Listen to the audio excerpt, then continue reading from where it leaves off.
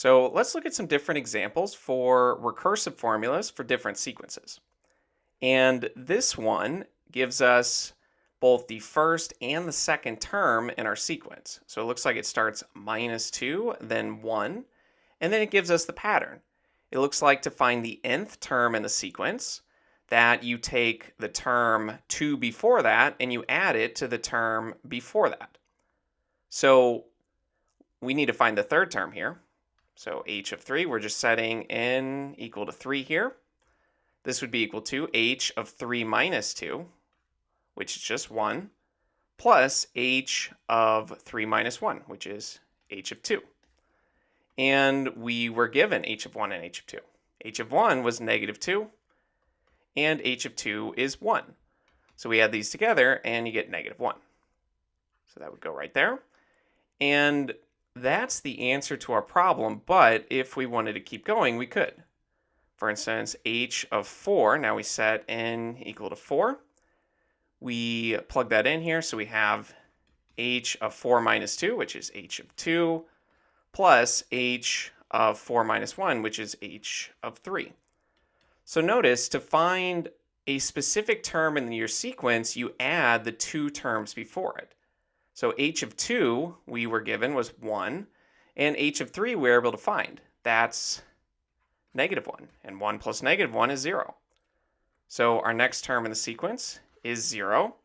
And again, to find any term after that, you just add the previous two terms. So to find the fifth term, you would add term 3 and term 4, which are these two right here. So -1 plus 0 would be -1. And again, to find the next term, you add the 2 before it, which is -1.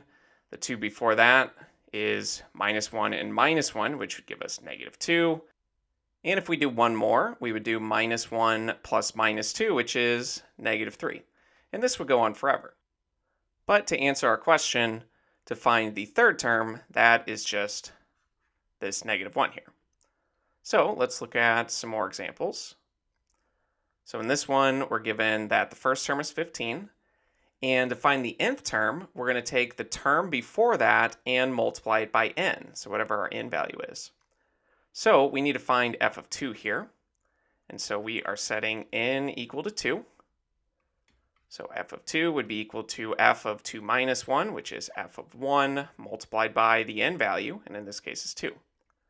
Now the first term we're told is 15, and 15 times 2 is 30.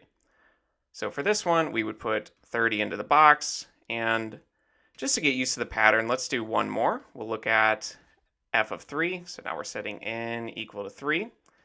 And basically it takes the term before that, so the second term, and multiplies it by whatever the term value is, so 3 in this case. And the term before that was 30, so we multiply 30 by 3, and we get 90. And you can keep going. You can generate this sequence by just continuing this pattern. So let's do a couple more of these. So this one, we're giving the first and the second term. And it looks like to find the nth term that you take the term 2 before that and multiply it by the term 1 before that. So we need g of 3 here. So we're setting n equal to 3. And plugging everything into our formula, we have g of 3 minus 2, which is that first term, multiplied by g of 3 minus 1, which is the second term. Well, the first term was 4, and the second term was -3. 4 times -3 would be -12.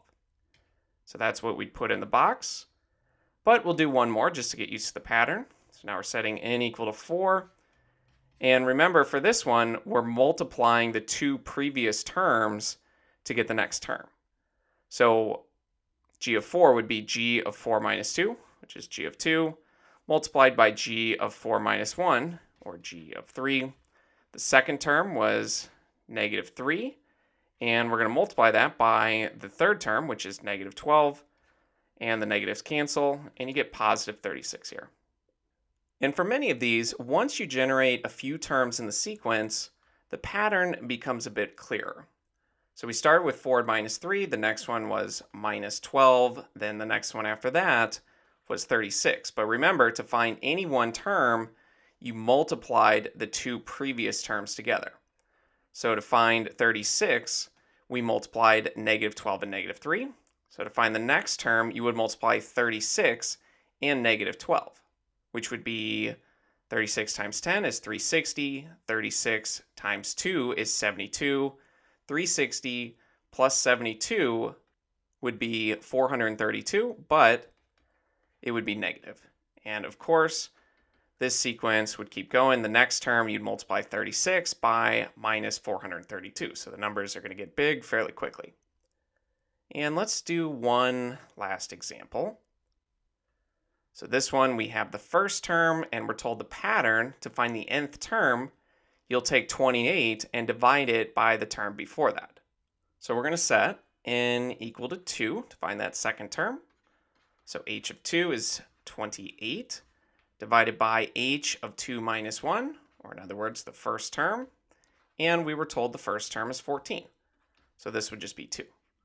So 2 would be our final answer here, but let's keep practicing with this sequence here just to make sure we understand how it works. So to find the third term, it would be 28 divided by the term before that. So 28 divided by 2, which is 14. And this one will be interesting, since if we find the fourth term, it's 28 divided by the third term. And the third term was 14, so now we're back to 2. So this sequence starts at 14, then goes to 2 for the second term, then back to 14 for the third term, then back to 2 for the second term. And you might be able to guess, if you find the fifth term, it's just 28 divided by the fourth term.